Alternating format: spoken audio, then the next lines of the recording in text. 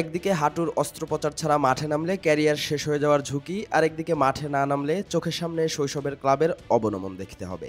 এই দুইয়ের মাঝে নেইমার তার ডাক্তারকে জানিয়ে দিলেন সান্তোসের হয়ে শেষ 3 ম্যাচ খেলেই তিনি অপারেশন টেবিলে যাবেন। নিজের স্মৃতিবিজড়িত ক্লাবের অবনমন ঠেকিয়ে নেইমার এখন নির্ভার পরিকল্পনা করছেন বিশ্বকাপ নিয়ে। তবে এখানেও যদি কিন্তুর হিসেব আছে। ব্রাজিলের কোচ আনচেলত্তি নেইমারের বিশ্বকাপ স্বপ্নে সবচেয়ে বড় বাধা হতে পারেন। চোটের কারণে অনেক ফুটবলারই আশানুরূপ তার ক্যারিয়ার করতে পারেননি। সেই তালিকায় সবার উপরে নেইমারের নামই থাকবে।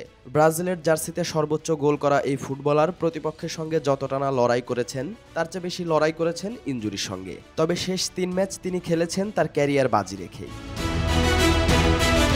আসছে বিশ্বকাপে ব্রাজিলের হয়ে খেলতে চায়, অথচ 2 বছর ধরে চলা পুরনো ইনজুরি এখনও পুরোপুরি ঠিক হয়নি। তার উপর মেডিকেল বিশেষজ্ঞরা বলেছেন সার্জারি ছাড়া খেলা চালিয়ে যাওয়া মানে নিজের বিপদ নিজে ডেকে আনা। 19-20 হলেই ফসকে যাবে বিশ্বকাপ খেলার স্বপ্ন।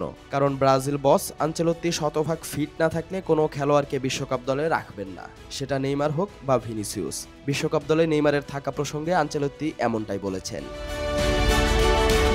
এসবের পরও নেইমার তার শৈশবের ক্লাবের হয়ে মাঠে নেমেছেন। বেঞ্চে বসে নিজের স্মৃতিবিজড়িত ক্লাবের অবনমন দেখার চেয়ে তিনি রিস্ক নিতে চেয়েছেন। কারণ সান্তোসের হয়েই তো বিশ্ব ফুটবলে এসেছেন নেইমার। ব্রাজিলের এই তারকা ফুটবলার সাও পাওলোর ক্লাবটির অবনমন ঠেকিয়েছেন। 3 ম্যাচে 1 হ্যাট্রিক সহ করেছেন 4 গোল, সহায়তাও করেছেন একটিতে। ম্যাচ শেষে নেইমার জানিয়েছেন সার্জারির টেবিল থেকে মাঠে এসেছেন শুধু তার ছোটবেলার ক্লাব সান্তোসের জন্য। দলের এমন করুণ পরিণতি তিনি দেখতে চাননি। তার মেডিকেল টিমের প্রতিও তিনি কৃতজ্ঞতা জানিয়েছেন, কারণ খেলার আগে ও পরে নেইমারের পায়ের যত্ন নেওয়ার পাশাপাশি তাকে সাহসও জুগিয়েছেন তারা।